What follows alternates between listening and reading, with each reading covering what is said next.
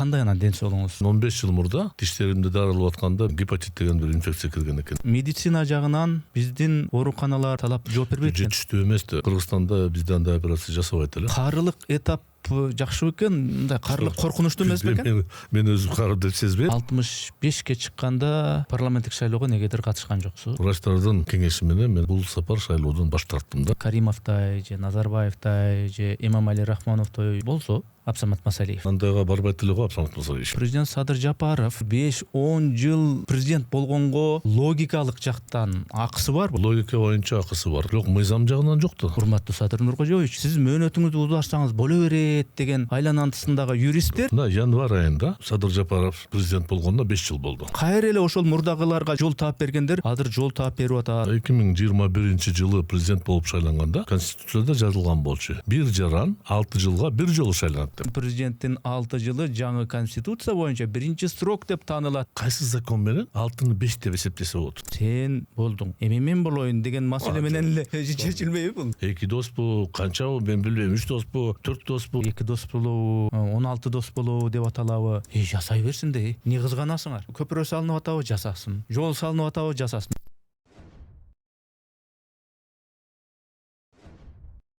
Урматтуу катталуучуларым, биз мамлекеттен же бир коммерциялык уюмдардан каржыланбайбыз. Мээнетибизди каржылай колдонуп калуучулар үчүн эсеп капчыктарды, номерлерди жазып койдук. Урматтуу достор, катталганыңыз, бөлүшкөнүңүз, жакса жакты деп басканыңыз биз үчүн маанилүү.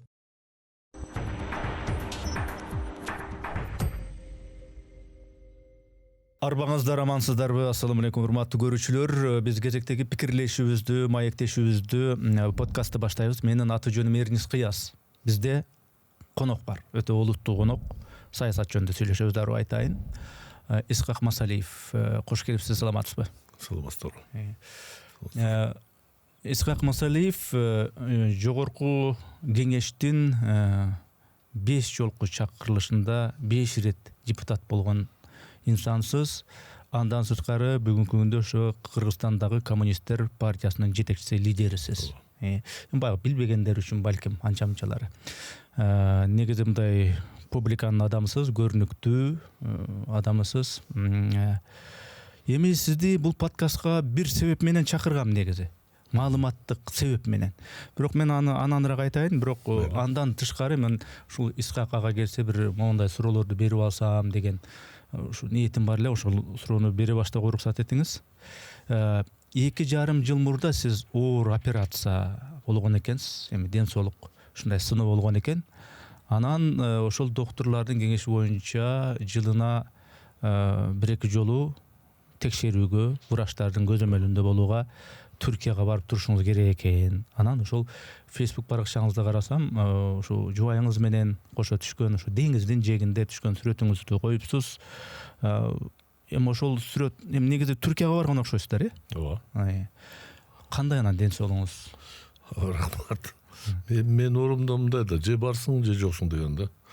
Себеби мен жашта турган эмне 2,5 жыл мурда, чын айтканда ага чейин 15 жыл мурда тиштеримди дарылап атканда бир инфекция кирип калган экен да, кандай бир жол менен чанан. Ушу Кыргызстанда. Кыргызстанда гепатит деген бир инфекция кирген экен да. Анан ошол 15 жылда боорго аябай чоң зыян келтирип, анан айла жоктон ошо боор алмаштырууга мен мажбур болдум. Ошол себептен мен Кыргызстанда бизде андай операция жасабайт эле. Анан Туркияда биз таап туруп, тааныш аркылуу мурунку мен тааныган кишилер башынан өткөн. Ошол жака бар деп, анан барып ошол жерде ийгиликтүү өткөрүп алдык операцияны. Анан эреже боюнча жылда 1-2 жолу мен ошол эле врачтарга, профессорлорго барып көрүнүшүм керек да. Кайрадан кандарды тапшырып, бүт баарын текшерип чыгып, анан кийин дагы кандай көз караш болуш керек, кандай дары ичиш керек деген алар кеңеш берет да. Себеби бул операциядан кийин эми өмүр бою мен айрым дарыларды ичишим керек, өзүмдү бир аз сак кармашым керек. Ошондуктан докторлор айткан нерсени мен жасаганга милдеттим. Ошондуктан мен жылда 1 жолу, кээ бир учурда 2 жолу барып, Туркияга учуп барып, анан бул сапарда эле бекер жүргөнчө докторлорго барып көрүнүп, анан жубайым экөөбүз да бир чоң неберебизди алдык. Үчөөбүз ошол жерге барып туруп 25 күн ошол жерде деңиздин жээгинде, Ак деңиз деп коет Түркияда. Бул эми Средиземное море орусча, Ак деңиздин жээгинде эс алып келдик. Бишкек шаарындагы суук иш болгондо ал жака мүмкүнчүлүккө жараша барып кичине дем алып келдик, таза аба жутуп, ден соолукка пайдалуу депчи. Эми кандай болсо да мүмкүнчүлүк жылда бир жолу барып келгенге бар, бааны жок деп айта албайбыз. Ошондуктан бир жагынан талап докторлордун келип кет деген, экинчи жагынан ошону биз кошуп ошол эле заматты бир эс алып келели деген максат менен жасаган иш кадам болду да. Мен экинчи суроону мындай деп берейин деп аткам. Ал жерде деңиз болсо бизде ысык көлүбүз бар. Ал жакта докторлор болсо бизде деле докторлор бар. Ал жакта оорукана болсо бизде деле докторлор бар. Көрсө сиз ушул биздеги бир тиш доктордун шалакылыгын айынан гепатит туруп алып ушундай болуп калыптыр. Анан кийин арга жок, ошол Түркияга барыш керек экен. Демек ушул медицина жагынан биздин ушул ооруканалар сиздин илдетиңизди караганга мындай талап жооп бербейт экен. Жетиштүү эмес. Эмнегедир кандай бир себепке байланыштуу билбейм, но бирок Туркиянын медицинасынын деңгээли өтө жогору да, чын айтыш керек да алар. Анан ал жерде мамлекеттин көз карашы медицинага, саламаттык сактоого өтө катуу да. Мисалы үчүн дары дармек боюнча бир аз кыйчык болсо, чоң бир чара колдонот экен да, керек болсо камап таштайт экен. Эгерде докторлор бир кандай бир жардам бербей койсо, аябай катуу чара колдонот экен да. Анан эң жакшы Туркияда өзүнүн жарандарына көпчүлүк медициналык жардам бекер. Бул мамлекет жарандарды карайт экен. Биз ага жете элекпиз. Биз өз убагында СССР мезгилде социализмде болчу эле, азыр жоготуп кеттик. Азыр кайсы жака барсаң башың ооруса да төлөш керек акчаны, операция кылганда эле. Эми барып үйрөнүп атабыз, даярданып атабыз. Мына биз деле азыр Кыргызстанда деле мисалы үчүн бөйрөктү алмаштыруу операциялар жүрүп атат. Боор алмаштыруу бир эки операция болду, бул баштапкыч. Бирок ошо менен токтоп калды да, ошону күчөтүш керек болчу. Мисалы үчүн эгерде жеке менин пикирим ой болсо, Бишкек шаарында бир чоң атайын борбор курушубуз керек да, трансплантация бөлүмү боюнча. Ошол жерге керектүү адистерди алдын ала даярдап, Турцияга жөнөтүп, 6 айга, 7 айга, 1 жылга жөнөтүп даярдап алып келип, аларга шарт түзүп берсек, ошондо мен бул чоң көйгөй бар да, ал жака барып келиш аман эсен отурабыз, мен ыраазымын. Бирок эгерде Кыргызстанда болсо, бир топ арзаныраак болмок да. Бекер эмес, бирок бир топ арзаныраак болмок. Себеби азыр Индия менен Туркияга барып атат. Акча үйлөрдүн сатат, мүлкүн сатат, карызга батат, башка нерсени алат. Андан чоң акча кетет. Эгерде Кыргызстанда болсо, жок дегенде барып келиши, жашоосу, айрым бир услугалары бекер болуп калмакта. Ошондуктан бул багытта бизге жетиштүү эмес. Мисалы үчүн, мына Улугбек Ормонов менин кесиптешим абдан катуу чоң иштер жүргүзгөн, аракет кылыпчы. Министрлерди профессорлор менен жолуктуруп, Туркиянын центрлери менен жолуктуруп, мына Ош мамлекеттик университетте медициналык факультетте даяр больница бар. Эмнегедир бүгүнкү күнгө чейин аларга уруксат бербей атат, адамдар даярдап атат. Эмне себептен мен аны айта албайм, жок, бирок түшүнүгүм боюнча бул жеке айрым жетекчилердин шалакылыгы деп койсом болот да. Адашып эмнегедир уруксат бербей атат. Бирок барып эртеби кечпе биз ушуга барышыбыз керек, элибизди ойлосок. Мисалы үчүн мына сиз гепатит деп койдуңуз, бизде Кыргызстанда 130 миң адам гепатит оорусу менен ооруп атат. Бул өтө чоң цифра. Демек алардын гепатит деген бул адам барып 5 жылда, 10 жылда, 15 жылда кетип калат да. Себеби боор жарабай калат да. Ошого жеткирбей туруп, мүмкүнчүлүк болгончо биз тездетишибиз керек да. Бул көп деле акча кетпейт. Ага көңүл керек. Азыркы саламаттык сактоо министри КГБшник болду, балким катуураак бир карап акча бөлүнүп калса жакшы болот эле да. Ушул Фейсбуктагы баракчаңызда ушул деңиздин фонунда түшкөн сүрөттү ушул постуңузда да жазган экенсиз. Эми орусча жазган экенсиз, кыргызча мааниси мындай: ысык көл дагы супер эс алуу аймагына айлана алмак депчи. Эми ысык көлдө биз билгендей сезон белгилүү бир айларда болот, анан токтойт. Сиз барган Түркияда ал мындай сезон кышын жайын бекен? 9 ай, 8 ай ушундай да. Жок, мен анын аткан Түркия менен барабар боло албайбыз. Бирок мына барып Бишкек шаарында ыштан качкан, кыштын күнү качкан адамдардын саны көбөйүп атат. Демек, ысык көлдө, ошол көлдүн суусу менен кыштын күнү иштей турган эс алуучу жайларды көбөйтүшүбүз керек деген мааниде айтып атам. Ошондо Бишкек шаарында шаардык иштеген кызматкерлер бала чакасы менен, мисалы үчүн жаңы жылда 10 күндүк майрам барго, 10 күндүк эс алууга барып, ушул жерде эс алып кичине таза аба жутуп келсе болот эле. Ошондой эле ошол деңиздеги биздин көлдөгү сууду тартып туруп, трубалар менен кичине бассейндер жасап койсо эмнеге болбойт. Ошондуктан биз эгерде 2 ай күнгө какталып кумга жатып эс ала турган болгон 2 ай болсо, калган күндөрү биз жаңы шарттар менен түзүп койсок болот. Менин угушум боюнча жаңы курулуштар жүрүп атат, болуп атат. Эми ошолорду тездетип, анан биздин жарандарыбызга мындай акчасын жетиштүү кылып, баасын төмөндөтүп, бир аз мүмкүнчүлүк беришибиз керек да. Ошондо мен ошону айтып атам да, биз мүмкүнчүлүгүбүз бар. Бизде керемет көлүбүз эч кимде жок. Көлдүн суусунун таасири өтө чоң да. Ошондон ал жерде барып таза аба жутуп, басып, аябай влажный климатта жакшы да, кыштын күнү суук эмес ал жерде, тоң жок да. Ошондон көлдү биз али бери пайдалана элекпиз, пайдаланганга мүмкүнчүлүк көп эле бар бизде. Анан ушу Facebook баракчаңызга бирөө жазыптыр. Эми жакшы тилектерин жазыптыр. Аларга кошулуп мен дагы жакшы тилегимди айтып кетейин. Ылайым ден соолугуңуз чоң болсун. Өмүрүңүз узун болсун. Жеңем экөөңүздөр бактылуу каарлыктын доорун сүрүңүздөр деп бирөө жазган экен. Сиз айттыңыз, ой каарлык керек эмес депчи. Тамаша жооп жазыпсыз. Эми сиз 65тен өтүп 66га кетип атасыз, 66 болот буюрса жакында майда. Каарылык этап жакшы экен, мындай каарылык коркунучтуу эмес бекен? Мен өзүм каарып деп сезбейм, ошондуктан мен билбейм аны. Эми тамаша сөзгө тамаша жоопту. Мен деле айттым каарылык каалабайм депчи. Эч ким каалабайт. 70ке чыкса деле, араң басып жүрсө деле мен жашмын деп отурат. Мен азыркыга чейин эсимде бар. Атамдар достор менен кээде жолугуп коюп, молодой человек, молодой человек деп, девушка деп, бабушкалар кайрылганда биз мындай карап калабыз. Буларга эмне? Буларга караса алар ошол мезгилде 50 жаштын тегерегинде болчу да. Мен болсо азыр 65те. Анан мен кантип өзүмдү каарылык деп айтам. Ошондуктан кыргыздын сөзү бар, чогуу каарыгыла, чогуу. Бирок мага мен орус шаары чоңойгондон кийин мындай түзмө-түз түшүнүп, мен деле ошо тамаша иретинде жооп бердим да, каарылык кереги жок. Эми айла жок, каарылык баарына келет. Бирок 21-кылымда мен байкоом боюнча 65-70ке чейин жеткен кишилер өзүнүн кары деп сезбей калды. Биз жаш кезибизде айылга барганда 50ден ашкан чалдар күн жылыганда томпоюп, чапанга оронуп алып, чөрүгө отуруп алат эле. Чай алып кел депчи. Ошо чайды шороктоп ичип, болду, ишибиз бүттү, Кудайга шүгүр жашадык деген пикирде болчу да. 60-та араң жеткендер болчу. Бүгүн андай эмес. Андай эмес. Ошондуктан бул бүткүл планетада ушундай, бүткүл коомдо ушундай.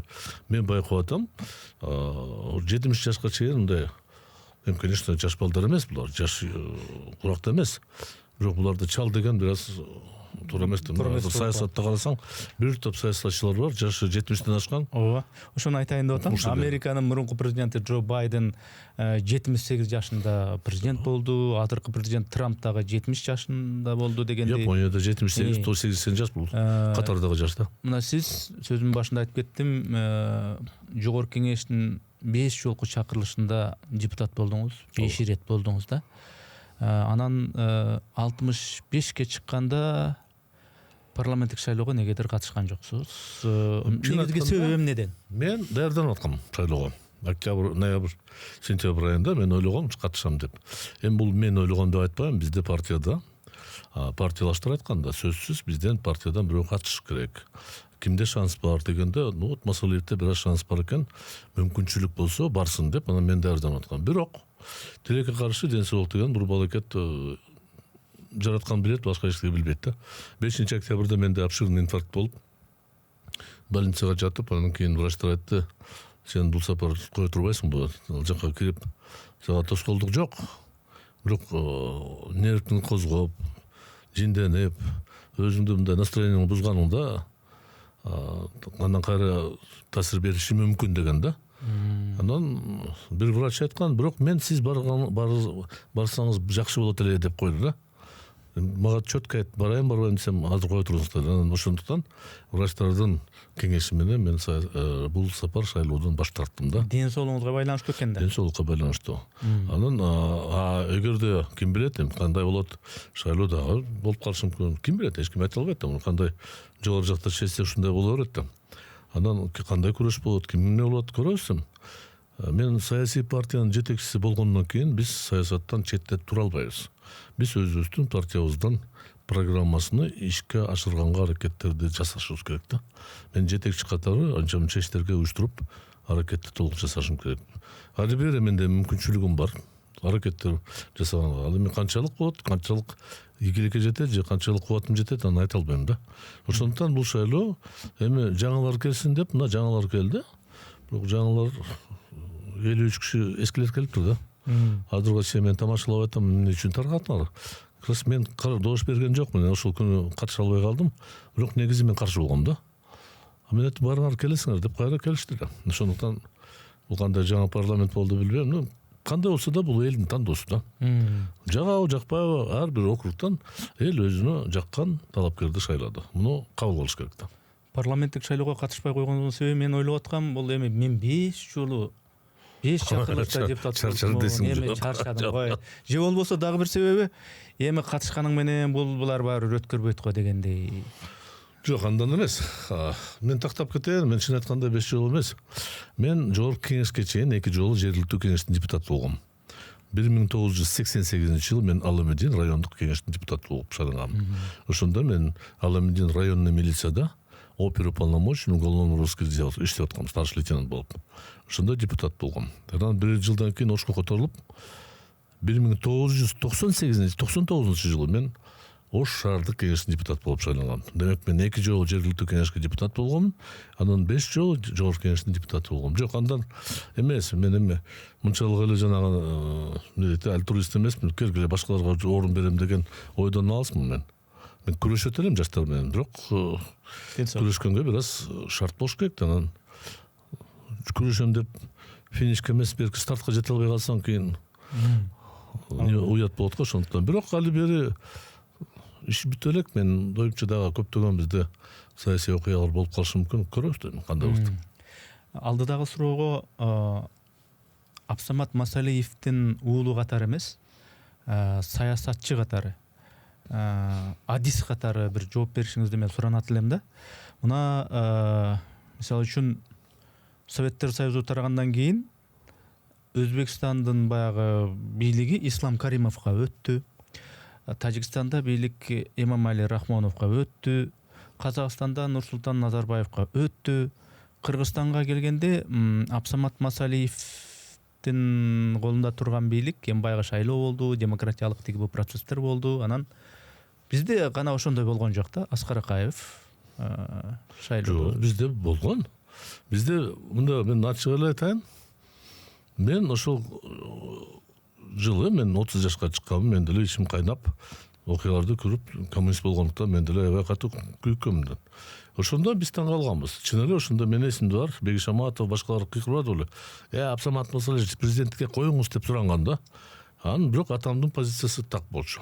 Ал Горбачевго да Политбюро ЦККПСС жыйында ачык айткан да. Мамлекетте бир президент болуш керек деген да. Бул президент Михаил Сергеевич Горбачев. Ал эми республикада президент боло албайт деген да. Негизи ошол күндөрү эгемендүүлүк жөнүндө сөз болгон эмес эч кимде. Бирок ошол Политбюрого барып макул берген биринчи секретарлар кайра өзүнүн республикасына келип, Ислам Абдыганиевич, Нурсултан Абишевич келип президент болуп алышты. Ошол себептен атам сөз бергенде сөздөн кайтпайт эле. Анан кийин уже эң акырында бизде деле президенттик шайлоо болгон. Бирок ага чейин кандай бир күчтөр топтолуп туруп, бүгүн мен Абсамат Масалиевичке биз өңгүлөш болгонбуз, чогуу иштегенбиз, анын колунда иштеген деген аксакалдар ошол заматта ооп кетип, оюндар башталып, борбордук комитет экиге бөлүнүп кеткен. Жогорку кеңеш, Верховный Совет экиге бөлүнүп кеткен. Ошондо Апаз Жумагулович, Абсамат Масалиевич экөө тең добуш алган. Ошондо тең эмес, Апаз Жумагулович алган. Ошондо Абсамат Масалиевичке 4 добуш жетпей калды. Президенттикке жетиш үчүн. Биринчи президент шайлоодо, парламент шайлаганда 4 добуш жетпей калды. Кийин андай эмнеге жетпей калды, кандай кийин ар кандай сөздөр айтылган, мен окугам. Бирок ошентип эки талапкер, негизги талапкер биринчи турдан өтпөй калышты да. Анан башкалар коюшту. Кийин 3-чү катар менен 3-чү ирет менен Аскар Акаев чыкты. Ал баары эле ойлоп атат, Аскар Акаевдин эле баары сүйүп туруп шайлап койгон. Андай эмес. Биринчи мен деген аттуу башчылар өтпөй калып, андан кийин уже 3-чү выдвижение болгондо Аскар Акаевдин кандидатурасы чыгып, анда баары карап көрдү, абдан интеллигенттүү, Компартиянын бөлүм башчысы, президент Академия наук, мындай абдан мындай кичипейил киши, ушундай деп бартаң анан айрым партократтар бул жаш жигитти коебуз, 1 жылдан кийин алмаштырабыз деген ой менен көпчүлүк менен добуш менен алды. Бирок бул аябай кыйын киши экен. Бир аз убакыттан кийин ошо партократтын баарына кетирип жиберди. Өзүнүн бийлигин бекемдеп башкарды. Анан атам дайыма ушундай айтчу эле, мен макул болдум деди. Бирок анан эсимде бар, мен бир мисалда айрым учурда айтып атам, ошол күндөрү мага бир депутат келип айткан: Исхак, аксакалдан сурап көр, биз кандай кылалы, азыр гостиница пишпек, гостиница туруп, баардык жерде кайнап атат баардык. Депутаттар бири-бирине барып атат. Группа бөлүнүп атат. Аксакал бир бизди чакырып бир сүйлөшпөйбү деген да. Анан мен атама барып айттым да, ушундай балдар толкунуп атат. Сиз бир чакырып туруп группа кылып сүйлөшпөйм деген эч ким менен. А бири менен дос берсин деди, ар бирөө. Бирөөнү кыйналбайм деди, себеби мен жетекчимин деди да. Анан мен ушул сөздү жеткирдим ошол кишиге. Ал киши өтүп кеткен. Ал киши айтты: анда таарынбасын аксакал деди. Биз тиричилик кылышыбыз керек дейт. Эртеси күнү башка группага кошулуп кетти. Ушундайлар көп болчу да. Күтүп аткан. Ошондуктан бул тарых, бул болгон окуя, бул жерде жаман, жакшы деп айта албайбыз. Кабыл алышыбыз керек да. Сурайын дегеним, тиги 3 кошуна өлкөнүн президентин жетекчилерин эмне үчүн мисалдаттым салыштырып. Эгер так ошолордой киши болгондо, ошондой харизмасы менен, ошондой амбициясы менен, ошондой анча-мынча мүнөздөрү менен Каримовдой же Назарбаевдой же Эмомали Рахмоновдой болсо, Абсамат Масалиев, анан ойногон жерде ойноп, сүйлөшкөн жерде сүйлөшүп, чакыр тигиш менен сүйлөшөлү десе 5-6 тарап менен сүйлөшүп болуп алганга мүмкүнчүлүк бар беле же барбыр? Саясатчы катары айтайын, андайга барбайт эле го Абсамат Масалиевич. Андай ири буруу жолдорго, жана сиз айткандай бирөө менен сүйлөшүп, бирөө менен биз убакыт өткөндөн кийин түшүнүп калдык, ошол жаңы шайланган президенттер бир гана дипломатия эмес, айрым учурда башка шарттарда чогулуп, себеби булар баары тең чоң мындай жаман иш кылып аткан да, мамлекеттик структураны талкалаган. Бул учурда булар бири-биrini колдоп жүрүшкөн. Абсамат Масалиевич батпайт эле арды. Мен кепилдик берем, батпайт эле. Себеби мамлекеттин мүлкүн талкалап, завод фабриканы талкалап сатканга эч качан уруксат бербейт эле да. А эгерде уруксат бербесе, анда ушуну алабыз деген мамлекеттик, партиялык, башка жетекчилер кандай бир жол менен барып кетирмек дейм да. Себеби ушундай болгон. Ал эми Ислам Абдыганиевичтики ал жерде темир тартип менен ал бир топ жыл мамлекетти сактап турган да. Ар бир райондо курулуш кылып, ар бир областта темир тартип менен. Ошондуктан Өзбекстан мамлекеттик өнүгүшү башкача. Ал эми Рахман Набиевич, Эмомали Рахмандыкы башкача. Алар койгон окуялардан өттү, согуш болуп, граждандык жарандык согуш болуп, 200 миңге жакын адам кырылып кетип, андан кийин Эмомали Рахман келди да. Анын деле убактылуу коебуз деп айрым күчтөр болчу да, бирок ал туруп иштеп кетти, анан азыр ийгиликтерге жетип атат да. Ошондуктан жеке менин пикирим боюнча Абсамат Масалиевич булардын арасына тең туш болуп, шериктеш болбойт эле го. Себеби ал менин атамды билем, жаш кезден бери бир идеясы болсо аны оңой менен сатып кете турган киши эмес да. Эми Исхак ага, сизди подкастка эмнеге чакырдым? Бир себеп менен чакырдым. Ошол эле Facebook баракчаңызда президент Садыр Жапаровдун мөөнөтү боюнча өзүңүздүн жеке пикириңизди айтып, андан сырткары BBC-ге өзүңүздүн ошол ойлоруңузду тандемдик бийлик жөнүндө, эки дос жөнүндө, мамилелер жөнүндө пикириңизди билдирген экенсиз. Мага ал берген жоопторуңузга эми тойбой калдым десем болбойт, бирок дагы дааналап бир тактоо үчүн суроолорду берүү үчүн чакырдым сизге. Сиз, мен жана сөзүмдүн башында айткандай, жогорку кеңештин 5 жолку депутаты болдуңуз. 5 жолу акча чачып, добуш сатып албастан мыйзамдуу жол менен 5 жолу депутат болдуңуз. 5 жолу мен баса белгилеп атам, кайра кайталап, канча жол экенинчи. Анан бүгүнкү күндө президент Садыр Жапаров мен элге мына кызмат кылып атам, моундай иштер болуп атат, моундай иштерди пландадык эле, дагы кылышыбыз керек, аягына чейин чыгарышыбыз керек. Ал үчүн ушундай иштерди, бир баштаган иштерди жасап үлгүрөйүн десе, эгер деген жок десе, ал үчүн дагы бир 5-10 жыл президент болгонго логикалык жактан акысы барбы? Мыйзамдык жактан эмес, логикалык жактан ошентип. Жок, эми мен бул ишти бүтүрө албай калдым, дагы убакыт бергиле деген президенттик кызматка туура эмес болуп калат го, менин пикирим боюнча. Анан вообще негизи айтылган мөөнөттө любой иш болсо деле аткарган киши аткарыш керек да, аткарбаса кетиш керек да. Анан экинчиден мен депутат болдум, мен министр болдум, мен президент болдум. Эми мен жакшы иштеп атам, моундай жетиштикке жеттим деп ал эмне элди милдеттүү кылып атабы, карыз кылып атабы? Ошого шайланды да. Ошого айлык алып атат да. Ошон үчүн самолетте учуп атат да. Ошон үчүн коргоп жүрүшөт да. Ошондуктан мамлекеттин атынан чет өлкөгө барып сүйлөшүп милдети ошол да аткарыш. Мыйзамда жазылып атат да. Жок, мен ойду мен тиш жерден түзөп коеюн. Ал антип айткан жок. Эгерде ошондой ниети болсо, эми балким ичинде аны айтпайттыр балким, бирок ушул ак ниети менен ушул баштаган иштеримди бир бүтүрүп коеюн деп, ушундай бир логикалык жактан ошого акысы барбы деп эле сурап атам. Жок, логика боюнча акысы бар, албетте бүтпөгөн ишти бүтүргөнгө бар. Бирок мыйзам жагынан жок да. Ошол болуп атат, кеп ошондо болуп атат. Эми ал менин пикирим. Бул пикирим өзгөргөн жок. Бул Аскар Акаевич өз убагында мага мүмкүн дегенде мен каршы чыккам ошондо эле. Кийинчерээк Роза Отунбаева референдумда милдетин бекитип алганда ал деле туура эмес болгон деп айткам мен аны сизерге, ошол журналисттерге. Мына сентябрь айында бизди таркатып атканда мен айткам, бизди таркатыш эмес, президентти кайра шайлап коюш керек, ошондо мыйзамга дал керек деп айткам. Эмнегедир укпайт да эч ким.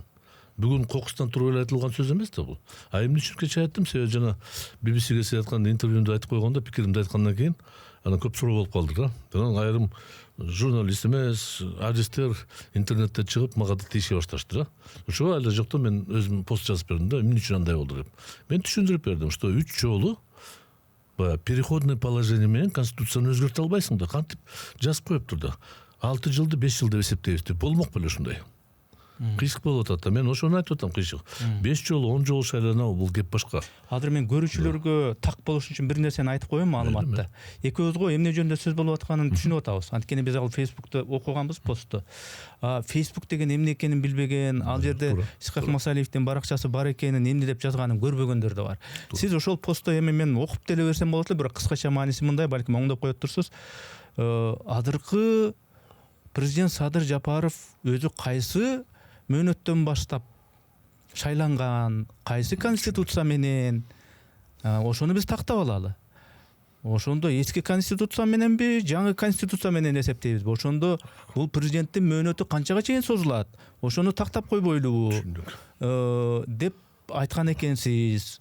Анан менин түшүнүгүм боюнча ошол Аскар Акаевге сиз мөөнөтүңүздү узартсаңыз боло берет деген айланантысындагы юристтер кийин Отунбаевага дагы ошо бүгүн деген өткөл учурда сиз өткөл президент болсоңуз боло берет деп жолду таап берген юристтер бүгүнкү күндө дагы ошондой эле юристтер. Урматтуу Садыр Нуркожоевич, сиз ал эски конституция менен эмес, жаңы конституция менен эсептегенде мынча эле жыл болуп каласыз. Дагы башкарганга акыңыз бар деп алар кайра эле ошол мурдагыларга жол таап бергендер азыр жол таап берип атат. Андай болбош керек го деген ойду айтыпсыз, Мен пикирим ушундай. Мен айткан жокмун. Мен айткан 100% меники туп-туура деп тунуктай деп жазмандай. Пикир, көз караш. Бул менин пикирим, менин ишенимим, менин көз карашым. Мен конституцияларга таянганмын. Мен ушул 25 жылдын ичинде бир гана депутаттыкка алган жокмун мен. Ушул саясий окуяларга катышып жүргөм да. Мен мамлекеттик түзүлүш маселе боюнча комитеттин төрагасы болуп иштегем. Мен эмгек сиңирген юристмин. Бир аз түшүнүктөрүм бар да. Ушул мыйзамдар кабыл алган, мен өзүм күбө болуп жүргөм да. Ошондуктан мен пикиримди айттым. Сен абдан туура айтып атасың. Бир гана маселе болуп турат да. Мына январь айында Садыр Жапаров президент болгонуна 5 жыл болду. Анан ошо 2021 жылы президент болуп шайланганда конституцияда жазылган болчу. Бир жаран 6 жылга 1 жолу шайланат деп. Бир эле жолу. 6 жылга. Ал эски конституция боюнча. Ал мурунку конституция. Андан кийин бир шайлангандан кийин конституциялык реформа болуп туруп, президенттин мөөнөсү 5 жыл болду. Анан 2 жылдан ашык болбосун деген жазылып калды. Анан ошол жерде жанында жүргөн юристтер жакшы кылам деп тыртык кылып алып жазып алышты өткөр эрежесине конституциянын ичиндеги. Эми Садыр Жапаров деген 6 жылга шайланганда эми 5 жыл деп эсептейбиз депчи. Ал билбейм мен кайсы закон менен 6-ны 5 деп эсептесе болот. 6 дебей 5 деп коелу, 5 деп эсептелинсин. Бир мөөнөт деп эсептейбиз дейт да, бирок конституция 5 жыл болуп атат да. Ошондуктан мен айтканым бир гана нерсе. Мен мисалы үчүн кетсин деген пока талап кое элекмин азырынча. Мен айтканым, кылган ишмердүүлүгү баары кынтыксыз болуш керек да. Ошондуктан эгерде туура көрсө, мына январь айында мөөнөтү 5 жылдык бүттү. Ура кол чаап баары мактап чыкты, жакшы. Эми азыр досрочный шайлоо кылып койсо, өздөрүнө ашыктык болбойт эле. Келечекте мен эмес, башка бир юрист чыгып туруп, дагы бир жоопко сөз кылбаш үчүн өткөрүп койсо деген маанинде айттым мен. Болгону ушул. Анан эч качан бул жерде, бул постто мен ал кишиге баа бере турган оюм да жок, каалоом да жок. Аны башка жерде башка пикирде айтылса болот. Бирок бул жерде постто мен бирөөгө тийишкен жерим жок, бирөөгө шек келтире турган аракетте болгон жок да. Мен бир гана айтып атам, закон негизинде биз эсептешибиз керек да. Анан мындай да конституциядагы жазылган нерселерди өткүр эреже менен муну мындай түшүнсөңөр деп айтылбайт да. Бул Аскар Акаев ушунда ойлонуп чыгарган бир жол болчу да. Туура эмес да. Мисалы үчүн көптөгөн мамлекеттерде мен мындайды көргөн жокмун. Окуган жокмун, андай болгон эмес. Биз ошондо эле айтканбыз. Кантип эле сен мына 6 жылга шайланды. Сен эми келип туруп, ушу 6 жыл эмес, 5 жылда эсептейбиз деген кантип болот? Андан көрө 5 жыл өткөндөн кийин жогорку кеңештикти таратпай, президентти шайлап койсок, ошондо Садыр Жапаров шайланабы, Адахан Мадумаров шайланабы, ну эми ким болсо да шайланса татыктуу туура болот деген ойду айттым. Бул жерде бирөөгө касташканга же бирдеме кылган оюм жок да, бул пикир. Ошол конституциянын эскисин деле, жаңысын деле ошол тигил жол бул парламенттин көзөйлөгүнөн өттү да. Депутаттар таанышты да. Анан мына Facebook'та сиз менен сизди генсек деп тергеген Facebook'таш досуңуз бар, Алмазбек Акматалиев деген. Мен эми баягы ошонун эле мындай пикирин контр аргумент катары айтып коеюн. Ошол эле статьяда 3-чү статьяда жазылып турат дейт. Азыр иштеп аткан президенттин 6 жылы жаңы конституция боюнча биринчи срок деп таанылат деп. Бул зато честно болгондо деп. Муну менен биринчи срок деген 5 жыл болуш керек да. Туура. Булар мындай да, бул мен урматтаган профессор жана башкалар айткандай, алардын деле логикасы бар да, ошону юристтер ойлонуп чыгарган да. Бирок туура жазылат, биринчи срок деп эсептелсин, бирок 6 жыл 5 жыл эмес да. Ошо 1 жыл мурдараак кылып койсо болгону ошол эле. Парламентти таратпай. Парламент ошол эле курам калды. Только Масалиев менен да 5-6 Малиев, Акбөкөндөр жок, Балбак жок, Жарлыкаев. Калгандар бар келди да. Ошондуктан ал киши айтканы менен ал киши да өтө акылдуу киши. Көп нерсени түшүнөт, абдан жакшы түшүнөт. Анан мага тийишип кээде жооп берип атат. Ну, мейли, ал бирөө байкап калышы мүмкүн, но негизи бир парадокс бар да, юристтердин пикири ар кандай болушу мүмкүн. Биз эми кабыл албасак, макул болбосок деле эске алышыбыз керек да. Ошондо булар айткан логикасы бар. Бирок мен кандай болсо да, кайсы закон менен 6 жылды келгиле 5 жылда эсептейбиз, кандай болот? Биз 21-жылы көп нерсе кызык болгон. 6 жылдык парламент кантип болду бизде? 6 жылдык. Өткөн чакырылыш тоже мыйзамсыз болгон. Бирок конституциялык сот уруксат берип койду. Туура эмес болчу. Ошондо эле биз айтканбыз каршыбыз деп. Ошол себептен анан сиз атаган киши мага айтып атпайбы, сиз өзүңүз добуш бердиңиз. Мен добуш берген жокмун. Бул мыйзамдар каралып аткан, мен добуш берген жокмун. Каршы пикирди айтканмын. Стенограмманы көтөрүп чыгарасың баары тең. Мен колдогон эмесмин. Мен айткам туура эмес болгон. Лучше оңдоп коелу деп. Жаңы конституция керек. Президенттик республика болсун деп мен да макулмун. Туура. Ушул башкаруу болсун депчи. Негизи вот жолуну, мөөнөтүнү мен ошондо эле айткам, андай болбойт. Ушул эки логиканы айланасын карасак эгер, тиги логиканы деле мындай кылса мындай болот, бул туура эле деп арасында юристтер жүрүшөт. Ооба, абдан туура. Сиз айтып аткан ушул көз карашта деле юристтер айтып атат.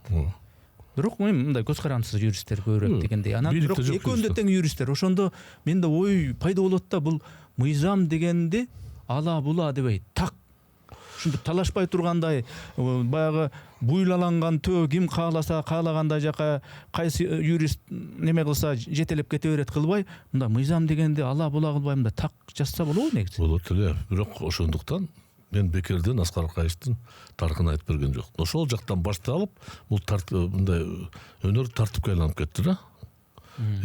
Ушуну эске алышыбыз керек болчу да. Анда сиз айткандай эки түшүнүккө жол бербеш керек болчу да. так жазыш керек болчу. Же балким жана 2021-жылы конституция өзгөрткөндө эртеси күнү келгиле шайлоо кылып коелу, президенттик шайлоо болду. Ошондо 2 жолкуга мүмкүнчүлүк берилет болду. Иш бүттү. Тем более ошол мезгилде бийликке келгенде 2-3 айдан кийин шайланса, менимче менен эч ким талаша турган деле болбойт эле го. Адакандан башка. Эми ошол сиз жазган посттун астында айрым бир комментарийлер жүрөт. Фейкпи же өздөрү билбейм, бирок мындай ойлор айтылып турай. Мындай карасаң, эки дос, мындайча айтканда, президент Садыр Нуркожоевич жана генерал Камчыбек Кыдыршаевич мамур-жумур болуп иштеп атышат. Маселе жок. Мамур-жумур болуп, эриш аркак болуп иштеп атышат. Колуна кол, бутуна бут болуп. Эми алардын пикиринде. Анан Камчыбек Кыдыршаевич деле айткан жок, мага ушундай кылат элем, мен мындай кылат элем, мен барат элем же депчи, шайлоого барат элем деп айткан жок. Бирде кайра бизди өлүм гана ушундай айрыйт. Акыркы сөздөр ушул. Акыркы сөздөр. Анан ушинтип иштеп аткан ушу эки жакшынакай жетекчини жөн койбой эле ортодон Исхак Масалиев деген чыгып алып эле бул экөөнү кайраштырып ушундай кылганын койбойбу деген комментарийлер бар экен. Понимаешь, Эрнест, ушул пикирге айтканга мен ким болуп калыптмын? Мен депутатмынбы? Мен министрминби? Мен өкмөт башчысымынбы? Жок. Мен жөнөкөй жаранмын. Пенсия алып аткан жөнөкөй жаранмын. Ошондуктан мен пикиримди айттым. Ал эми пикиримди укпай алардын иши. Бирок эске алып койсо ашыктык болбойт эле. Болгондо мен убагында айтып атам, мына 5 жылдык мөөнөт бүттү, карап койгула деп. Анан алар канчалык бирге иштешет, канчалык ажырашат, менин ишим жок. Мен постумда же Жапаровдун да сындаганга же пикир айтканга алысмын. Мен бир гана айттым, гражданин Сапаров, Жапаров деген жаран экинчи жолго укугу жок деп айттым, болду. Жакшы иштеди, жаман иштеди, аны Подхалимдер кожолот болбой эле койсун, мен айткан жокмун аны.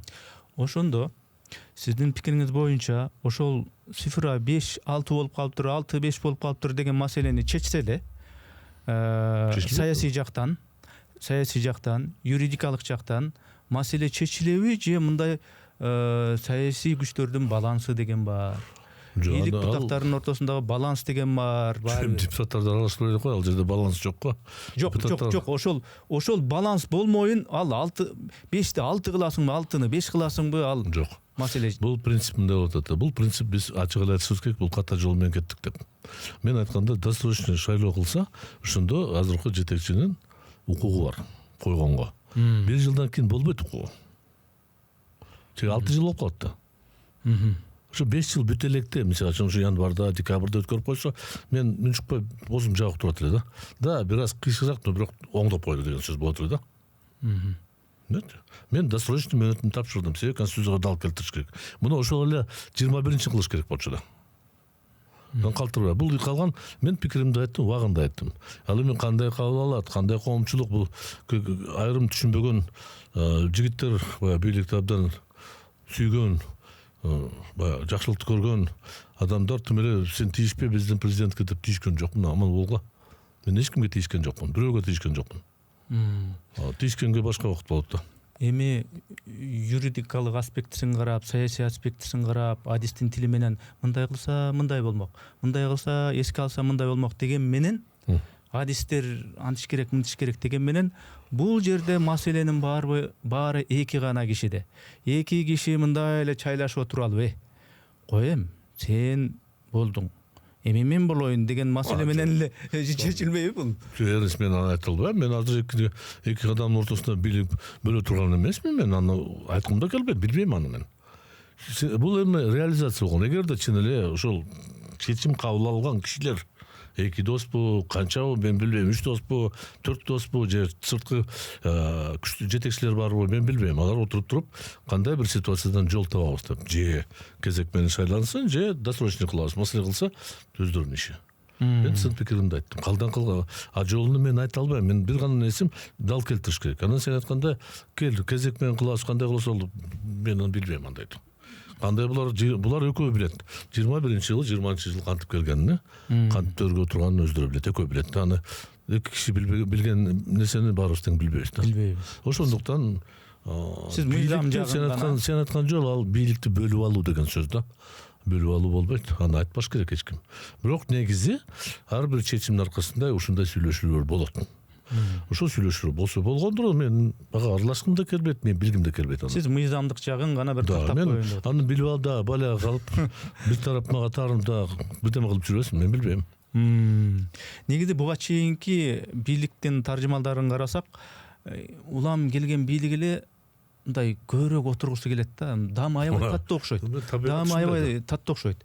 Биздин эле бийликтин эмес, башка өлкөлөрдүн, башка доорлордогу бийликтин ушу келдиби, ушу көбүрөөк отургусу келет окшойт. Ал мейли Масалиев болсун, Кыязов болсун, Эшматов, Ташматов болсун, бийликтин табияты ошондой окшойт, мындай көбүрөөк отургусу келет окшойт. Анан бирок биздин элде да мындай эме бар да.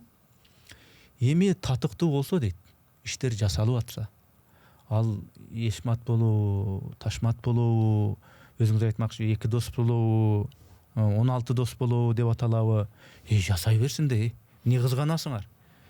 Кет, мына көпүрө салынып атабы, жасасын. Жол салынып атабы, жасасын. Өмүрү алынбаган кумтөр алындыбы, жасасын. Таң көрүп дегендечи. Бирок мындай да. Туура айтасың. Бирок суроомдо отот, ушуну ким баа берет? Бир адам береби? Же бүткүл эл кантип баа берет? Бир дежурный чыгып алып мактай берсе, бөрү тон кийгизип асманга чыгарып турса, ат мингизсе, аны телевизордон эртең кечке көрсөтүп турса, ай молодец, алтын бизге өткү деп турат да. Бирок ошо алтын деп калды, анда алтындын баасы $2800 $5400 чыгып кетти да. Демек оомат келиптир да кээ бир адамдаргачы. Асмандан эле түшкөн байлык болуп атпайбы? Эмгектен тапкан байлык эмес бул.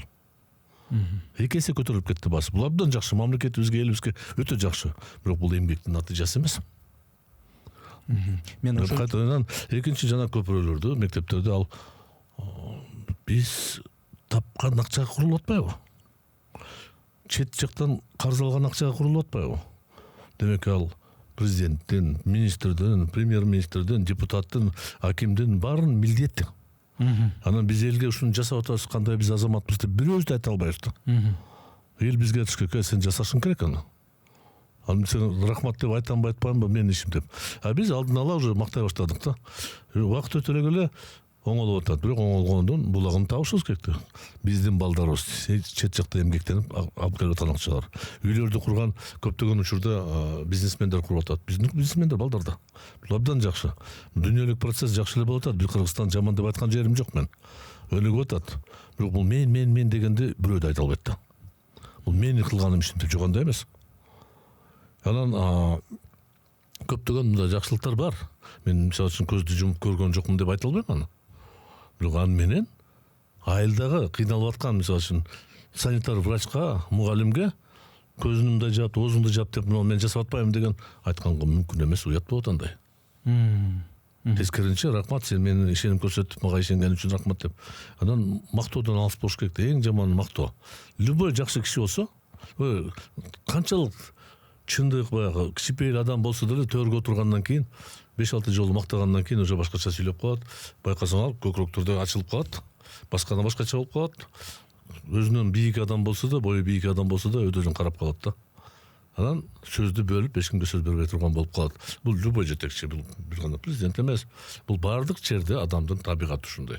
Бийликке төргө отурду, айрыкча өзгөчө статус болгондон кийин, өзгөчө баягы телевизордон чыккан башка өлкөлөрдүн башчылары менен сүйлөшкөндөн кийин каалай адам өзгөрөт да.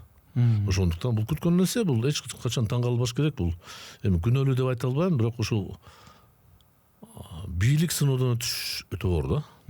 Буга убакыт келгенде түшүнөт бартаң. Кээ бир учурда кечирээк болуп калат, кээ бир учурда убагында болуп калат. Ошол эле болгону. Анан мен билем, бир мисалды айтып кетейин. Менин кызым мектепте окуганда 4-класста, Ошто. Кичүү кызым 5-класста. Ошо буларда класс президенти деген киргизген болчу да, класстын жетекчиси болупчу, президент. Анан кичинекей кызым, ошондо 6-класста кызым президент болгон экен да, аларда 6 айдан кийин алмашат экен да. Анан как раз атам келип калды эле Ошко. Анан кызым келди, пап, я договорилась, деп, чё договорилась десем, класс менен сүйлөшсөм дейт, мага дагы 6 айга калтырып коюшту дейт да. Ана как эреже боюнча кандай биз 6 айдан ашык болбош керек. А сен кандай кылдың? А мен кыздар менен сүйлөшсөм, они начали кричать: давайте мерим оставим, анда ой кызымды тигине калтырабыз деген да.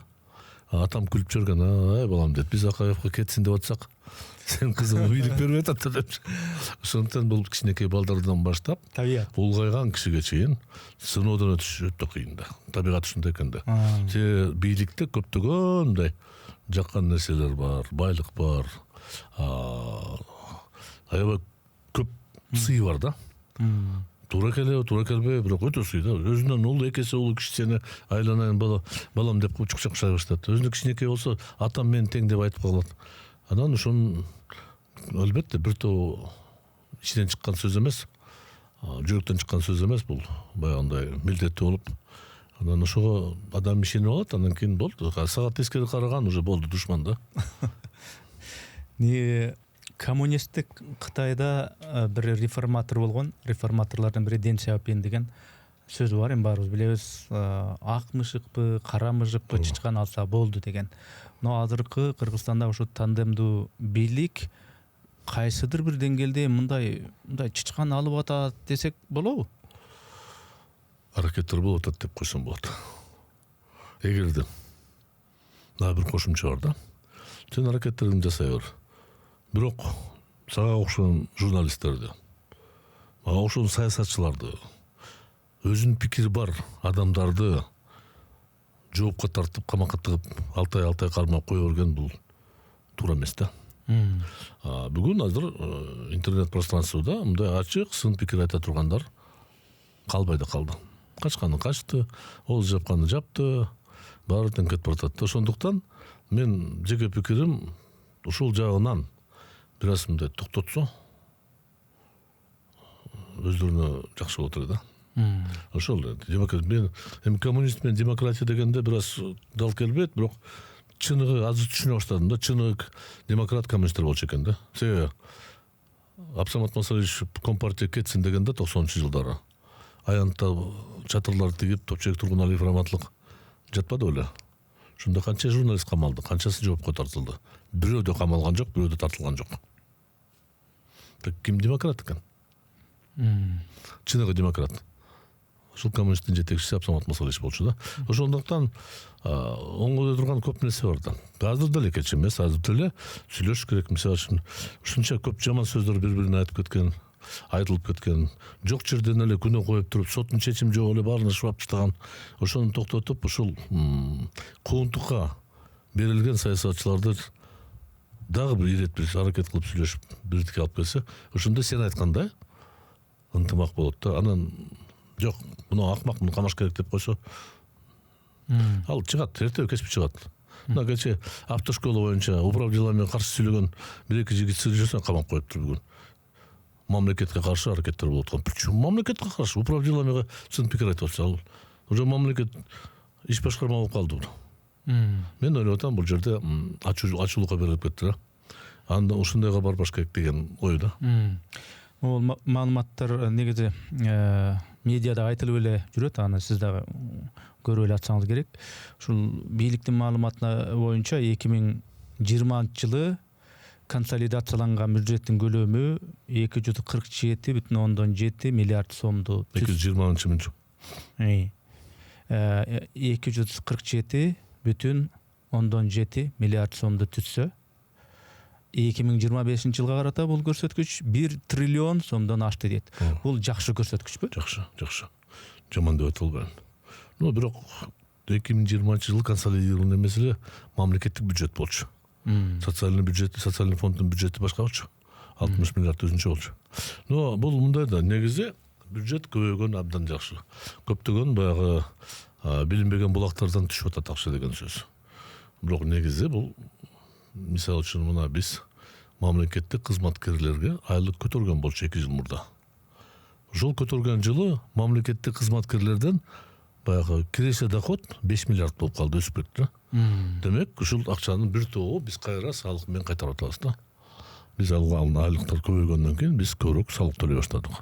Эгерде меники 25 000 айлыгым болсо, мен ошол жерден 2,5 миң сом төлөйм. Ал эми 125 болгондо мен 12,5 миң төлөйм. Разницасы бар да. Ошондуктан бул мамлекеттин бюджети толгону бул абдан жакшы. Анан бул мүмкүнчүлүк берет көптөгөн маселе чечкенде. Анан жанагы коррупция, кустуризация деген процесс кетип баратат. Ал акча бюджетти билбейм, барбы жокпу. Мен 1-2 жолу сурап көрдүм, балага калдым да, мен азыр эмне сурайсың депчи. Ошо каржы министри жооп бере албай койду. Мен азыркы депутаттар билсин да. Баары бир ал акча кандай болсо да пайдасына тиет да мамлекеткечи. Ошондуктан муну эске алышыбыз керек. Анан бул жакшы. Бирок бир гана ушуну айтпашыбыз керек. Бир ошол эле 5 жылдын ичинде инфляция күчөп кетти. Баасы көтөрүлүп кетти көп нерсенин. Азык түлүк көтөрүлүп кетти. Ошол эле мисалы үчүн доллардын баасы 50 сомдон 85 сом болуп калды. Бул деле айтпай коебузбу? Бирок алтындын баасы көтөрүлүп кетти. Бул абдан жакшы да бизге. Бул бизге жакшы. Мен кыргыздын баягы жакшы сөзү бар да, омат келди депчи. Чын эле омат келип, айрым жигиттерибизге бул жакшы болду да. Жакында эле президент тууралуу президент деп аталган тасма чыкты. Ошол тасмада менин баамымда мына президенттин алгылыктуу, көзгө көрүнөрлүк ийгилиги катары кумтөр кенинин улутташтырышын, анын бир жакшы бир позитивдүү бир кадамы катары, анын ошол нерседе президенттин үлүшү чоң экендигин мындай баса белгиленип көрсөтүлдү. Буга кошулат. Биринчиден, кумтөр келишим менен бизге кайтты. Биз тартып алган жокпуз, национализация болгон жок, улутташтыруу болгон жок. Биз эки компания, мамлекет менен ошол компания Центр Голд менен сүйлөшүп туруп, биз алмаштырдык. Биз кумтөрдү ишкандан алдык толук менен. Анан биз Центрдагы 13% үлүшүбүз бар эле, биз аны өткөрүп бердик аларга. Бул сумма боюнча азыраак, бирок ошондой болсо да, бул кандай деп айтсак, келишим менен кайтарылган да. Анан ошол мезгилде кумтөргө соттун чечими болсо эле 3 миллиард долларга зыян келтирди экологиялык депчи. Эмнегедир кийин мен түшүнүп атам, ал баягы политический кысым кылды, чтобы тиги канадалык компания кыйшаңдап дагы тетеңдеп кетпесин депчи. Андан кийин келишим түзгөндө кыргыз тарап айтты, биз силерди камабайбыз, силерге жоопко тартпайбыз, ким болсо да, чет өлкөлүк адистерди. Анан жанагы ушербти жокко чыгарабыз деп убада берип, ошо менен алмаштырдык. Негизи бул туура кадам болду.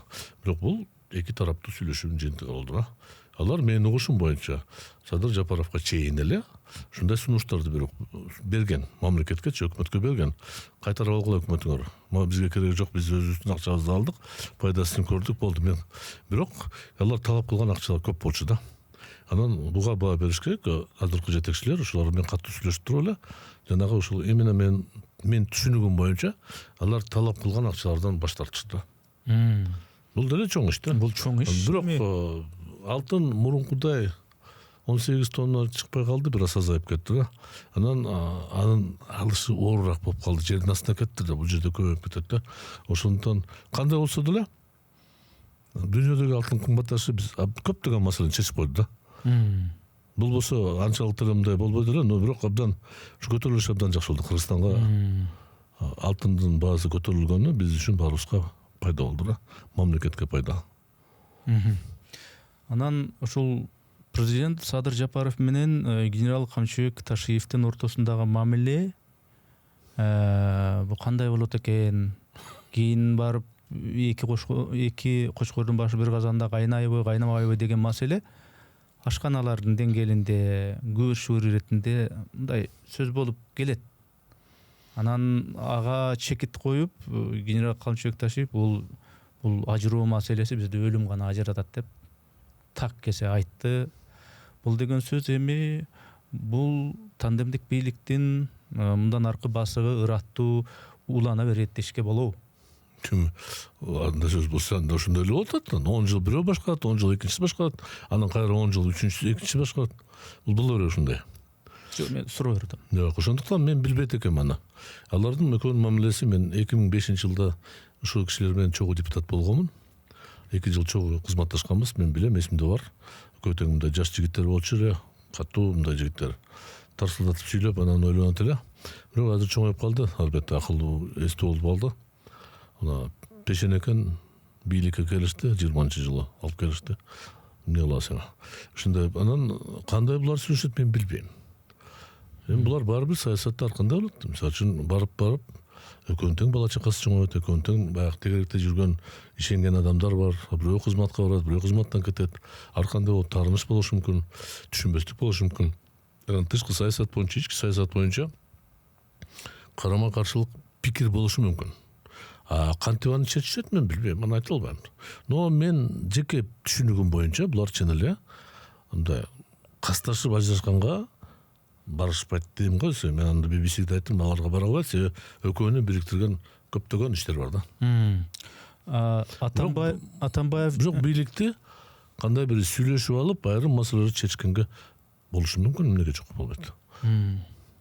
Атамбаев, Сооронбай Жээнбеков достугу менен Садыр Жапаров, Ташиев достугунун айырмасы, өзгөчөлүгү Бар. Келечеги Бар. Себеби эми Алмаз Шаршенович менен Сооронбай Шарипович дос болгон. Алар 93-жылданбы депутат болуп, СНП эл өкүлдөр жыйынына 95-тенби анда мамилеси болгон да. Жаш депутаттар болуп. Алар кандай деп айтсак, кыйынчылыкта чогуу болушкан жок да. Бул эки жигит камакка чейин барып көп көрүшкөн да. Бир аз айырмасы бар да ошол. Анан отвечаю деген бири-биринин алдында кандай жоопкерчилик башкачараак да. Ошондуктан экөөнү салыштырыш кыйын да. Бирок бул деле түбөлүккө болбойт да. Булар эми эркек аял эмес да, баары бир эки дос болгондуктан эртеси күнү кандай болсо деле кандай бир түшүнбөстүк болушу мүмкүн. Бирок булар касташканга барбайт деп ойлоп атам го мен азыр. Бирок BBC'ге берген комментарийиңизде менин маалыматым боюнча бул экөөнүн ортосунда анча-мынча карама каршылыктар бар болушу мүмкүн деп айтыпсыз, Жок, мен талаш болушу мүмкүн деп аткан маанайда айттым да. Аны мен билем, болуп атат анча-мынча. Бирок алар кандай бир чечип атат да баары бир. Бири-бири менен сүйлөшүп болот, бирдей болбойт да ал. Мисалы үчүн Камчыбек ал унчукпаган баягы есть товарищ командир деп эле турган киши балдардан эмес. Экөө тең пикир болчу. Анан туруп эле мен сенин акылдуумун десе, конечно, анда талаш башталат. Ошондуктан айрым учурда мен билишим боюнча талаш анча-мынча чыр болот. Бирок кандай бир чечимге келишет да баары бир. Таптакыр эле бизде чыр жок, биз бири-бирибизди мындай сууда түшүнөбүз деген. Бирок бирөө президент, башкаруучу, аскер башы. Экинчиси ылдый жакта кызматкер. Ошондон бирөө-бирөөгө честь бериш керек, бирөөгө салют бериш керек, рапорт бериш керек. Анча-мынча сөздөр сүйлөй албаш керек да. Бул жерде бир аз башкачараак. Ошондуктан болушу мүмкүн мен түшүнүгүм боюнча. Ошондуктан бул өтө деле мындай оңой маселе эмес да. Мен башында жеке пикирим мындай ойлогом да, булар 5 жылдан бөлүшүп алып иштешет деп ойлогом да, мен билбейм. Балки мен түшүнбөгөндүктөн айтканмын, билбейм. Булар менен мамилем сый урмат болчу эле. Анан бириси мени жамандап чыгып кетти, урушуп кетти бүт дүйнөгө. Мен ошондон ары унуттум, андай кишини тааныбайм, билбейм. Ал киши жөнүндө сүйлөбөйм деп айттым өзүмө. Кудайга койдум, Кудай кечирет аны депчи. Жалган жалаа айткандычы. Ошондуктан аман болушун деп айтам, башкача айта албайм.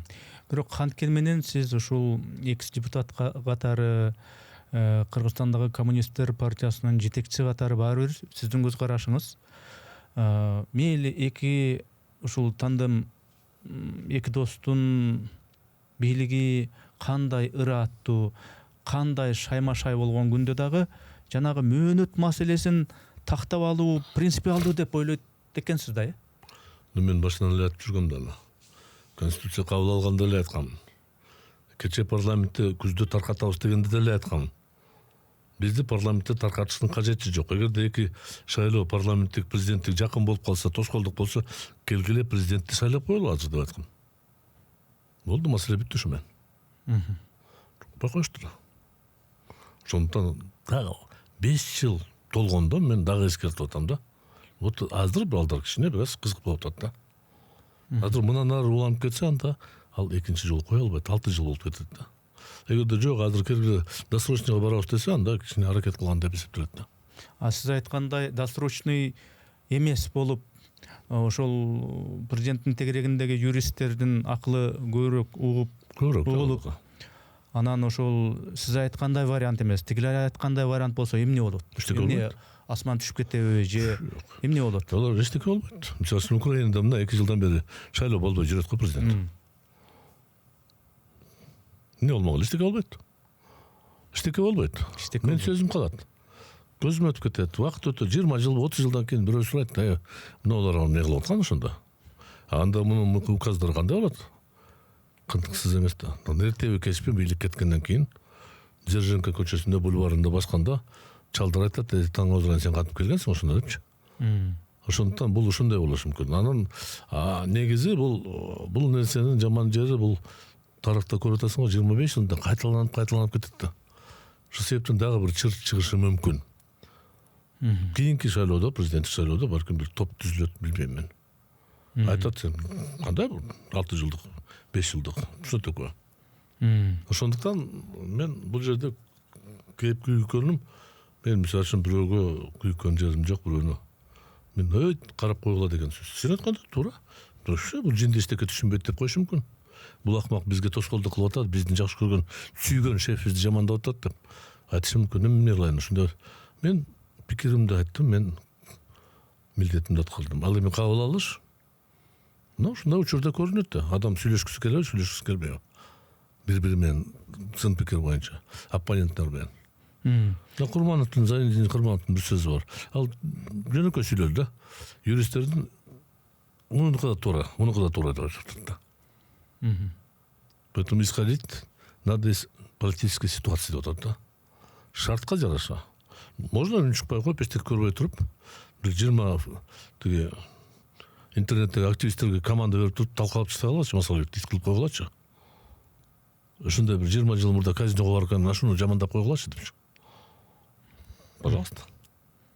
Чыгат азыр 30 жашка чыккан, 20га чыккан бала чыгып атат, сиз казиночник сайланайын. Мен казино барганда сен төрөлүү элексиң да. Ошондо мен деле эмес, башкалар да барган. Мен аны мактана турган мезгил эмес болчу. Бул уяттуу нерсе. Бирок Кудайга шүгүр баары бүткөн да бар. Көп нерсе мен жаман иштерди кылгам, баары тең эле жаман иштер кылгам. Мындан башка. Бирок бул өткөн нерсе. Ошондуктан ушуну кайталай берип, анан же бирөө айтканда сиз өзүңүз добуш бердиңиз. Мен добуш берген жокмун буларга. Эч качан мындай нерсеге добуш берген эмесмин. Ошону билбей туруп, значит сен депутат болсоң, значит сен өзүң жол бергенсиң. Да, балким мен ошол жерде трибунага чыгып таракатыроо кылган жокмун. Может быть, мен ачарчылык жарыялаган жокмун. Бирок пикиримди дайыма айтканмын да. Ошондуктан мен өзүмдү уяла турган бирдеме деп кандай жасадым деп айта албайм да. Во всяком случае, мен өзүм айткан сөздөрүмө ишенип атам. Эң негизги мен дагы кайталап коеюн, билбейм, жашыма карата кандай мен бирөөнү каргап сөккөн оюм деле жок да. Аман болушсун, бирок эртең күндө ойлоп койсо болот. Эми менин ушу суроо берип аткан журналист катары менин түшүнгөнүм боюнча сиз өлкөдө болуп жаткан ийгиликтерди, жанагы бюджеттеги жана көрсөткүчтөрдү, бир жакшы иштерди жакшы деп кабыл алат экенсиз. Контөр боюнча жакшы пикириңиз бар экен. Ошол эле учурда ушу бийликтин мөөнөтү боюнча жана юридикалык мандемди тактап коюш керек. Азаматтар, жолдоштор. Ушуну тактап койсо жакшы болот эле деген ойду гана айтып атыпсыз. Жок, эми мындай да, Эрдис. Эгер сындайм десе, мен кечке сындап отура берем. Мисалы үчүн, бүгүн Кыргызстанда экинчи өкмөт пайда болду. Иш башкармалык. Эмне гана ошол жасабайт? Үйдү да куруп атат, санаторийде куруп атат, гостиницада да куруп атат, арендага да берип атат, баары менен жашайт иш башкармалыгы. Негизи иш башкармалык бул бир гана адамдын ишмердүүлүгүн камсыз кылыш керек. Президенттин самолетко учканы, үй жаткан жерине, жашаган жерине, барып келген жерлерин түзүп бериш керек шарт. Калган бүт баары өкмөттөн болуш керек. Негизи принцип ушул да. Биз азыр жигитибиз акцизный марканы текшерип жүрөт. Самолеттерди сатып алып атат, тиякта барып атат. Ошондуктан бул көптөгөн сын пикир айтса болот. Бирок мен айткым келбейт, себеби мен бүгүн бир гана нерсе айттым. Жакшы болгон иштерди мен жок деп айта албайм, болуп атат ал. Бирок бир нерсе айткым келип атат, дагы кайталап коеюн. Ушул жакшы иштерге силер мага карызсыңар деген пикирден алыс болуш керек да. Эл карыз эмес ага. Эч кимге. Биз элге карызбыз. Шуну унутпашыбыз керек да. Болгон ушул. Элдин дошу менен төргө келди. Элдин акчасы менен бюджет толуп атат. Элдин аракети менен үйлөр курулуп атат. Шаар курулуп атат. Ал эми мэр, губернатор, министр алар милдетин аткарып атат. аткара албаса кетиш керек болду ошол. Мындай болушу мүмкүнбү? Сиз эми негиздүү түрдө логикага да сыя турган, мыйзамга да сыя турган өзүңүздүн аргументиңизди айтып атасыз. Асмандан алып эмес. Логикага да сыят, мыйзамга да сыят, айтып атасыз. Айтып атасыз, бирок ушу канча бир жылдар өткөндөн кийин өлкө өнүксө, дүркүрөп тияга дагы, бияга дагы, бул жактан Кытайдан темир жол салып, бул жактан болсо дагы кумтөр өнүгүп, бапырап шапырап кетсек, анда сиздин айткан сундарыңыз, сиздин айткан могуну эске алса болот эле, мөөнөттү жылдырса болот эле, 5 эмес 6 болсо болот эле деген нерселерди жанагындай жакшы иштер, дүркүрөгөн иштер жаап кетиши мүмкүнбү? Эч качан жакшы иш мыйзам бузууну жаппайт. Эч качан. Анда бирөөнү өлтүрүп коелу, кийин жакшы иш болсо жабылып калат деген болот да. Негизи бул мындай көз караш, бул ушу эми тилекке каршы айрым шайлоочулардын, окуучулардын ушундай пикир болуп атат да. Эски жөн отурчу тийишпечи буларга. Булар жакшы иштеп атат депчи. Анан мен эч кимге тийишкен жокмун. 100 жолу шайлагыла. Маселе жок. Мыйзам жолуна келсе. Себеби бүгүн ушул боюнча мыйзам бузсак, сактабасак, эртең сенин укуңда ушундай болот да. Ошондуктан мен каршы эмесмин. Боло берсин. Мен булардан талашкан эчтекен жок. Ошондуктан мен айтканым, сен айткандай, эгерде жакшылык болсо болсун, жакшылык үчүн батырлык берели, эмгек батыр берели, башка наамды берели, түбөлүккө калтыралы, эстеликти коелу, ар бир паркта эстелик коелу, мектептердин атын берели, маселе жок. Бирок мен силерге турмушуңарды жакшы жасадым. Анча-мынча майда чийде нарушение кылып койдум, кечиргиле деген ал туура эмес да. Эгерде ушуларды жасап койсо, эң негизги бул жерде эч кандай эмгектин эстекесинин кереги жок. Героизмде батырлык кереги жок. Туура бир аз түшүнбөстүк болуп калыптыр. Ката эмес болсо түшүнбөстүк болуп калдыр деп кадамга жасаса болот, маселе болбойт да. Мен буларды эмне камаш керек деп айтып атамбы? Жок. Бул түшүнбөстүк деп эсептеп атам азырынчачы. Тем более талаша турган, сен ушуга алып баратасың да. Талаша турган жок эчтеке. Көрүп кой, маселе жок. 5 жыл кынтыксыз отура берет. Жанагы Акаевди айланчыктап жүрүп, сиз дагы мына мөөнөтүңүздү дагы мындай кылсаңыз болот деген юристтер, Отунбаеваны сиз мындай кылсаңыз боло берет деген юристтер, Садыр Жапаровду дагы айланчыктап юристтер, мындай кылсаңыз боло берет деген, 5-те 6 эмес 6-ны 5 кылсаңыз боло берет деген юристтер акылга келип, же мында бир ушу сөзү өтө турган бир тараптар чыгып. Акылга келбейт алар. Акылга келбейт. Алар жок, өтө акылдуу кишилер. Аларда эмгек сиңирген юристтер. Чоң бийик наамдар бар алардыкы. Мен аларды тупой деп түшүнбөгөн деп айта албайм. Баарын түшүнөт. Бирок шеф кандай тапшырма берсе, ошондой кылабыз деген сөз да. Шефке жок бул болбойт. Шеф деп айткан киши жок болуп атат да. Эгер болсо укканга кулак деле бар болуш керек. Болбойт эле, маселе жок эле да. Ошондо эле 21-жылы болбойт, давай мындай кылалы. Анда конституция өзгөртүппү, давай сразу эртеси күнү шайлоо өткөрүп коелу. Маселе жок. Болду. Даже Аскар Акаев 91-жылы өтүп койгон да. Мыйзамга дал келтириш үчүн. Ошондо жанында Покровский деген хитромудрый еврей болчу эле да. Кеңешчи, профессор. Бүгүн профессор эмес, бирок өтө мындай регалиясы чоң адамдар отуруп, келген булар жигиттер өздөрү юрист болгон эмес кесиби боюнча, азыр сөзсүз юрист болуп калды уже. 3-4 жылдан кийин баары юрист болот да. Ага чейин буларга түшүндүрүп берип, мындай кылалы деген болот эле, жакшы туура болот эле. Но конституциялык реформа болгондо мен эсимде бар, мен катышкан эмесмин. Но бирок эсимде бар, алар айрым учурда болду, сен сунушуң өтпөйт деп эле кагып чыган учурлар эсимде бар да. Академияда барып бир жыйынга катышкам, эч кимди укпай коюшту. Жыйынтыгы каалагандай болду. Эми чын айтканда табигат ушундай. Ошондон бир гана нерсе ошол, мен булар менен урушуп талашка турган. Мен кичинекей пенсионер адаммын. Бирок кантсе дагы ошол жанагындай ошол президенттин тегерегиндеги юристтер айтып аткандай вариант негизи болбойт. Бул негизи туура эмес. Мында бир ойлонуп көрбөйлүбү дейт турган бирин экин адамдар такыр эле жок деп эсептейсиз. Билбейм, менин Жок, андай эмес. Интернетте эки пикир болуп атпайбы азыр? ооба, эки Бир бөлөктөр чыгып туруп, жок, башты оорутпасын, Масыр эпидеги беркилер башты оорутпасын деп атат. Экинчи пикир бар, жок, өткөрүп койсо жакшы болот эле. Мисалы үчүн мына Кыяс Молдокасымов жакшы жазды. Ал бир мисалды келтирип туруп, өткөн кылымдагы болгон окуялардан айтып, ушул туура болмок деп майындайтты да. Бирок ал мага караганда башкача кетти. Ал тиги кылган иштердин баарын жакшы молодец азаматтар деп койду. Шайланса, бирок туура келтириш керек деген майындайтты. Бул башкача. Зайниддин Курманов белгилүү адис, ал айтты, муну да түшүнсө болот, муну да туура болот деп. Кандай чечсеңер ушундай болот деп айтты. Бирок бир чечимге келиш керек да. Генералыбыз болсо жок, бул шос өтпөй калат, анан кийин көчмөндөр оюнуга тоскоолдук кылат деп шайлоо кылсак депчи. Сен көчмөндөр оюнуга кандай шайлоонун тиешеси бар? Эми бул баары бир чечимди мен эмес өздөрү кабыл алат. Жогорку кеңештер жогорку кеңеш аткарганды кылат, айткан нерсени бекитет. Бирок чечим жогору жактан болуш керек. Туура түшүнсө, туура түшүнөт. Түшүнбөй кагып бит кылса, эмне кылайын эми? Көнгөнбүз мындай нерсеге. Эми ушундай юридикалык кыйчалыш маселелер болгондо демейде Феликс Кулов сөзсүз бир пост чыгарчу эле. Мен окуган жокмун аны. Чыгарды. 2 жыл чыгарды да. Кереги жок деп чыгарды. Бул туура эмес түшүнөсүң, ышкак деп чума. Мен атаган жок, бирок туура эмес деп. Ал пикири боюнча ничего страшного, 6 деген 5 боло берет. Боло берет деди ал, Да, так что ал кишинин пикири эч нерсе кылбаш керек, көңүл бурбаш керек, иштей бериш керек депчи. Укук бар. Всё, мындай алтын киши керек элек деп айткан. Ошондон пикирлер ар кандай да. Бирок бул баягы эркиндикте жүргөн юристтердин пикири да. Талаада деп айтпайм, но эркиндикте жүргөн бош адистердин пикири.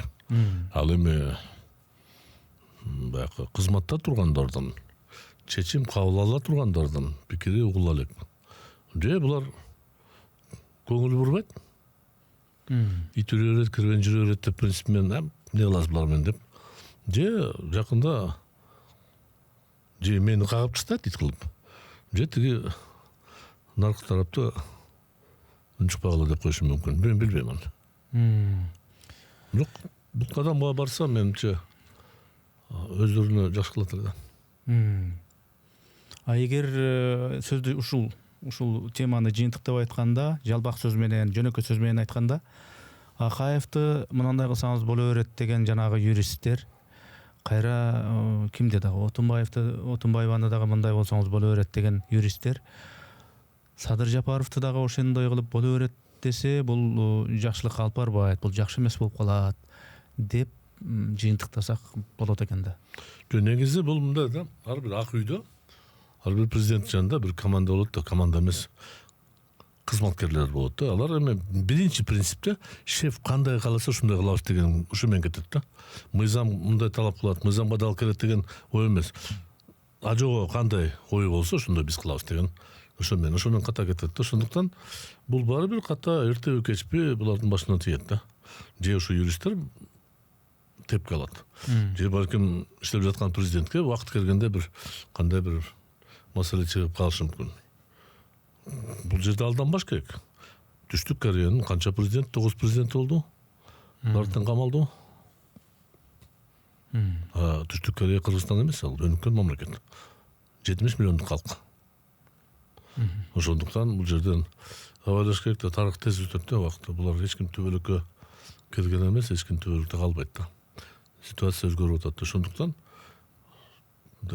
чырга себеп бербеш керек да. Демек, те алдыдагы күзгө калтырбай, мына келаткан күн жылымдар менен жазда эле эрте шайлоо өткөрсө мыйзамга да ылайык болмок, жакшы болмок дегенди айтат. Эми кате чын айтканда 5 жыл өтүп кетти. Бирок ладно, эми азыр тез чечип туруп 2-3 айдын ичинде бүтүрүп койсо бирдеме кылса болот эле да. Мисалы үчүн чеке мен пикирим боюнча, эгерде ушуга барса, бул маселе боюнча суроолор жок болот да. Чекит коюлмак. Да. Ал эми башка маселелер, турмуш боюнча, иш боюнча ал болушу мүмкүн. Бирок бул маселе боюнча во всяком случае мен бирдеме деп айта албайт элем да. Калгандар эми көбү юрист эмес, көбү эмоцияга берилип туруп, бирөө мен бул кишини колдойм, бирөө бул кишини колдойм, бул тентек, бул эл бузар деп чыгышы мүмкүн, но алар эмоция деген болбойт да бул жерде. баары бир укуктуу кадам жасаш керек деп мен ишенемин да. Исхак ага, рахмат. Мен суроолорумду берип бүттүм. Ийгилик болсун. Ийгилик болсун, сиз ден соолукта болуңуз. Сага да этият бол. Сага этият болушуң керек.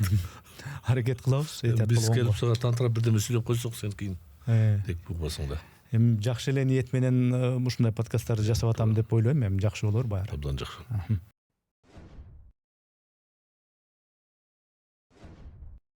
Урматтуу катталуучуларым, биз мамлекеттен же бир коммерциялык уюмдардан каржыланбайбыз. Мээнетибизди каржылай колдонуу каалоочулар үчүн эсеп капчыктарды, номерлерди жазып койдук. Урматтуу достор, катталганыңыз, бөлүшкөнүңүз, жакса жакты деп басканыңыз биз үчүн маанилүү.